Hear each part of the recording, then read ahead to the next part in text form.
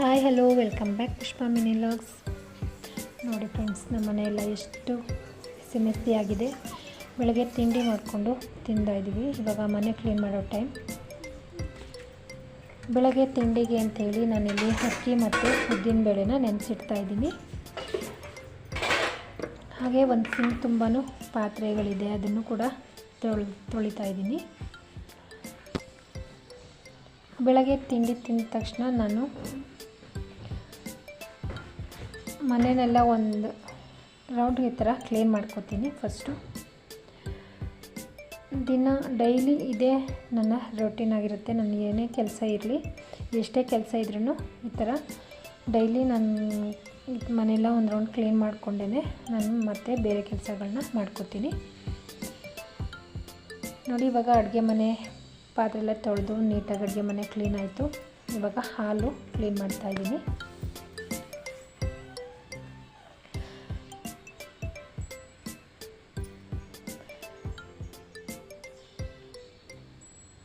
ಇವತ್ತು ಯಾಕೆ ಜಾಸ್ತಿ ಟೈಮ್ ಹಿಡೀತು ಅಂತ ಅಂದರೆ, ನಿನ್ನೆ ಮತ್ತು ಮೊನ್ನೆ ಎಲ್ಲ ತುಂಬಾ ಮಳೆ ಇತ್ತು ಇಲ್ಲಿ. ಹಾಗಾಗಿ ಮನೆಯೆಲ್ಲ ಅಷ್ಟೊಂದು ನೀಟಾಗಿ ಕ್ಲೀನ್ ಮಾಡ್ಕೊಂಡಿರಲಿಲ್ಲ.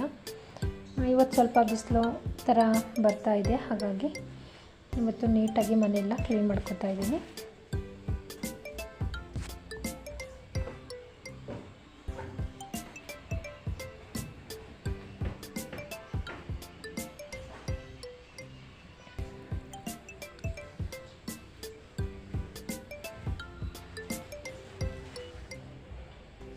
ನೋಡಿ ಫ್ರೆಂಡ್ಸ್, ಮನೆಯೆಲ್ಲ ಕ್ಲೀನ್ ಆದಮೇಲೆ ಎಷ್ಟು ನೀಟಾಗಿ ಕಾಣಿಸ್ತಾ ಇದೆ.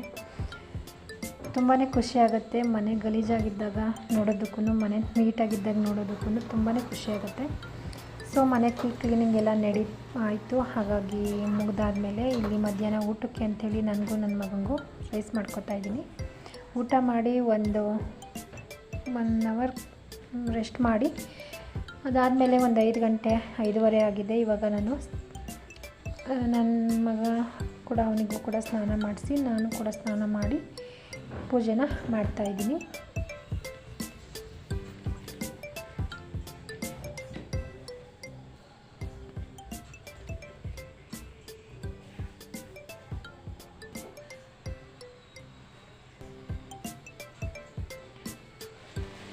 ನೋಡಿ, ಇವಾಗ ಪೂಜೆ ಎಲ್ಲ ಮುಗೀತು. ಸಂಜೆ ಊಟಕ್ಕೆ ಮೊಳಕೆ ಕಟ್ಟಿರೋಂಥ ಹುರುಳಿಕಾಳಿತ್ತು, ಅದನ್ನು ಬೇಯಿಸಿ ಬಸ್ಸಾಂಬಾರು ಮಾಡ್ತಾಯಿದ್ದೀನಿ. ಹಾಗೆ ಇದ್ರ ಜೊತೆ ಮುದ್ದೆ, ರೈಸು, ಹಾಗೆ ದಪ್ಪ ಮೆಣಸಿಕಾಯಿ ಬಜ್ಜಿ ಕೂಡ ಮಾಡ್ತಾಯಿದ್ದೀನಿ ನಂಚ್ಕೊಳ್ಳೋದಕ್ಕೆ ಅಂತ. ನೋಡಿ, ಆ ಕಡೆ ಅಡುಗೆ ಎಲ್ಲ ಮಾಡಿ ನಮ್ಮ ಮನೆಯವ್ರಿಗೆ ಊಟನ ಕೊಟ್ಟು ಕಳಿಸಿದ್ದಾಯಿತು. ಇವಾಗ ನೆನೆಸಿಟ್ಟಿರುವಂಥ ಅಕ್ಕಿನ ರುಬ್ತಾಯಿದ್ದೀನಿ.